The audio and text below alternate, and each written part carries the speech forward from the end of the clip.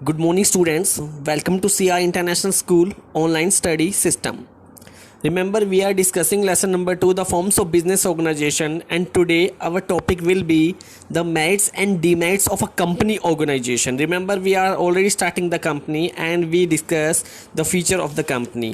So now we will discuss merits and demerits. Merits देख लेते हैं। सबसे पहले देखिए, सबसे पहली मेरिट्स है लिमिटेड लायबिलिटी। हमने डिस्कस किया था सोल प्रोप्राइटरशिप और पार्टनरशिप में जो लायबिलिटीज़ होती थी वो अनलिमिटेड होती थी, यानी कि उनकी पर्सनल प्रॉपर्टी को बेचकर लॉस को पूरा किया जाता था।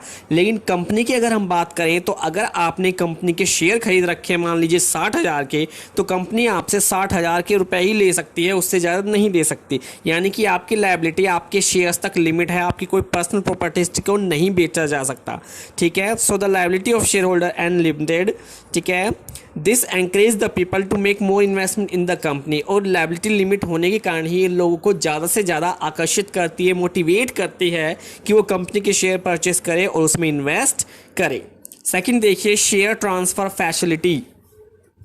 अब एक सोल ट्रेड प्रोप्राइटरशिप में होता क्या था, एक अकेला पर्सन होता, वो ट्रांसफर नहीं कर सकता। पार्टनरशिप में क्या होता था, पार्टनर्स जो था अपना शेयर ट्रांसफर कर सकता था, लेकिन पार्टनर्स की अप्रूवल से, बाकी जो पार्टनर्स थे उसके अप्रूवल्स थे। लेकिन कंपनी में देखिए, कंपनी में एक शेयर होल्डर अपने शेयर कभी भी ट्रांसफर कर सकता है बिना किसी मेंबर से पूछे, बिना कंपनी से पूछे। एक्चुअली जो स्टॉक एक्सचेंज होते हैं वहां शेयर होल्डर्स के जो शेयर होते हैं वो रजिस्टर्ड होते हैं, वहां से कोई भी ऑनलाइन ट्रेडिंग करके उनके शेयर को परचेस खरीद सकता है। यानी कि यहाँ पर पूरी तरह से आपको फैसिलिटी मिलती है कि आप अपने शेयर को कभी भी ट्रांसफर कर सकते हो, ना आपको शेयर होल्डर की परमिशन लेनी, ना कंपनी की परमिशन लेनी है। ठीक है, सो आप क्विकली कर सकते हो कैश में convert. Impressed by this advantage people like to invest in the company. तो अपने इसी एडवांटेज को देखते हुए लोग ज़्यादा से ज़्यादा का इन्वेस्ट करते हैं कंपनी में।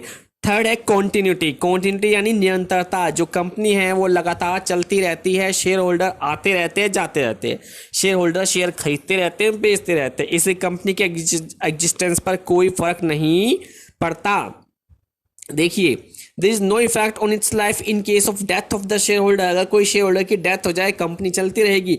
बैंकरप्ट हो जाए, यानी बैंकरप्ट मतलब दिवालिया निकल जाए, उसके पास रुपए ही नहीं है अपना लाइबिलिटीज़ का भुगतान करने के लिए, तो भी कंपनी लगातार चलती रहती है। कॉन्टिन्यूटी होती है। देखिए, कोई एक कंपनी बन जाए तो सालों साल चलती रहती है। टाटा, बिरला देखिए कितने सालों से चलती आ रही है। नेक्स्ट देखिए, scope for growth and expansion. Company हमेशा ग्रोथ और एक्सपेंशन ढूंढती है। अगर किसी एक डिस्ट्रिक्ट में वो सफल हो जाए तो स्टेट में अपना बिजनेस बढ़ाती है, स्टेट में सफल हो जाए तो all over the world, all over the country भी अपना बिजनेस संभालती है। बिजनेस अगर उनका डोमेस्टिक कंट्री में अच्छा चल जाए तो वो इंटरनेशनल यानी कि दूसरे देशों में जाके अपने प्रोडक्ट को बेचती है। यानी कंपनी में ग्रोथ और विस्तार, ठीक है, ग्रोथ और एक्सपेंशन, वृद्धि एवं विस्तार के बहुत अच्छे चांस रहते हैं। कंपनियां लार्ज स्केल पर काम करती है, जिससे कि बेटे लार्ज स्केल पर काम करने से जो पर यूनिट कॉस्ट होती है, यानी कि एक आइटम की जो कॉस्ट होते हैं वो काफ़ी डाउन चली जाती है और कंज्यूमर को बेनिफिट मिलता है और कंपनी का प्रोडक्ट खूब अच्छे से रन करता है और शेयर होल्डर को फ़ायदा होता है। नेक्स्ट देखिए, फिफ्थ पॉइंट, एफिशिएंट मैनेजमेंट। जो कंपनी होती है उसे स्टार्ट शेयर होल्डर करते हैं, ओनर करते हैं, लेकिन उन्हें चलाते कौन है, मैनेजर्स। कौन से manager, well qualified managers, MBA किए हुए, आईआईएम अहमदाबाद से अच्छे अच्छे जो मैनेजर्स निकलते हैं वो उन्हें चलाते हैं। कंपनी की अगर कैपेसिटी अच्छी है तो वो लाखों रुपए मैनेजर्स को पे करती है और उनसे अच्छा काम कराती है या अच्छा काम लेती है।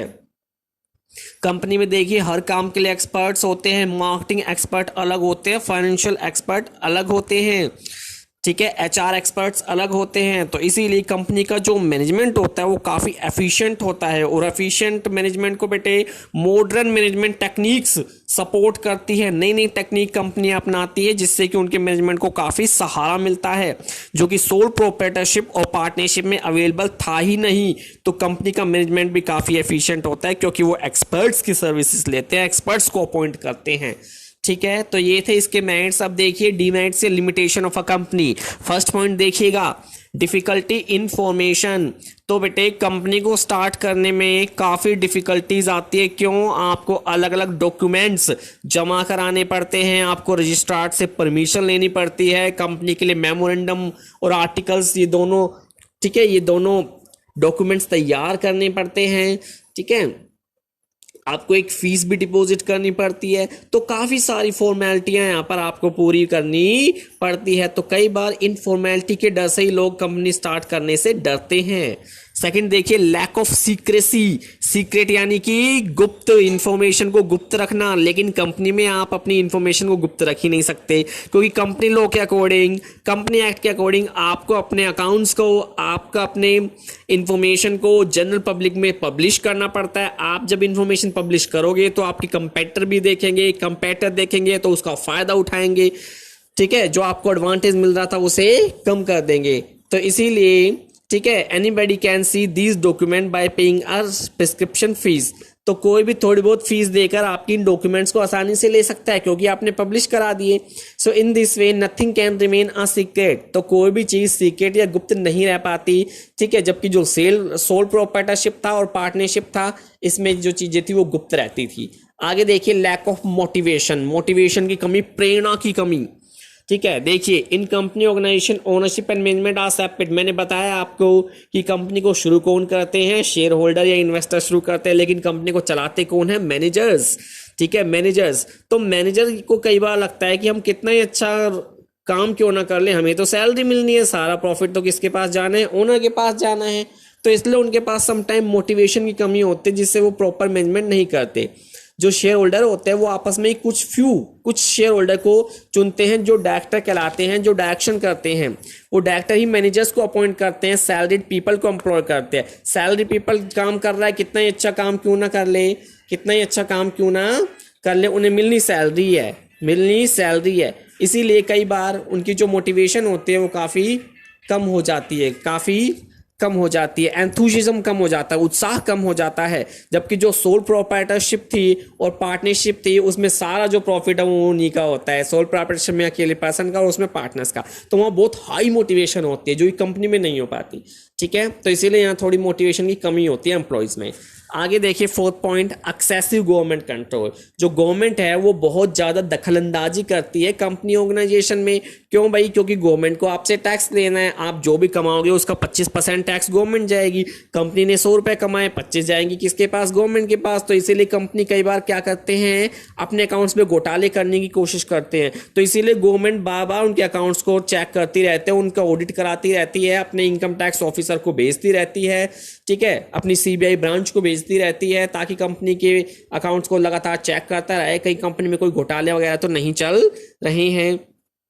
तो इसीलिए कंपनी ऑर्गेनाइजेशन को पूरे रूल्स रेगुलेशन को फॉलो करना पड़ता है। उन्हें टाइम टू टाइम गवर्नमेंट को इंफॉर्मेशन प्रोवाइड करानी पड़ती है, उन्हें अपनी ऑडिट भी करानी पड़ती है, उन्हें अपने एनुअल अकाउंट, सालाना खातों को पब्लिश करना पड़ता है, ठीक है। Similarly it is a difficult job to change the objective and authorise capital. तो कंपनी की जो कैपिटल है, उनका जो ऑब्जेक्टिव, उसे चेंज करना भी काफ़ी मुश्किल हो जाता है।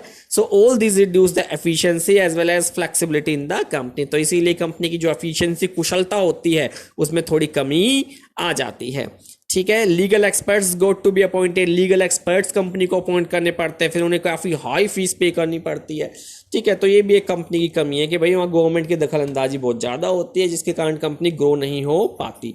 फिफ्थ देखिए, डिले इन डिसीजन। डिले यानी देरी। तो क्विक डिसीजन जो होते थे वो कहाँ होते थे? Sole proprietorship. एक अकेला पर्सन जब बिजनेस चलाएगा खुद डिसीजन लेगा। पार्टनरशिप में 2 या 3 या 4 पार्टनर होंगे, मिलकर डिसीजन ले लेते। लेकिन कंपनी में क्या होता है? बहुत सारे शेयर होल्डर होते हैं। तो कंपनी में जितने ज़्यादा शेयर होल्डर होंगे, जितने ज़्यादा ओनर होंगे, उतने ज़्यादा आपको डिसीजन लेने में कठिनाई आएगी। So it is because of the existence of various level of management. और मैनेजमेंट के लेवल भी बहुत सारे होते हैं, ठीक है, जिसके कारण उन्हें रेजोल्यूशन पास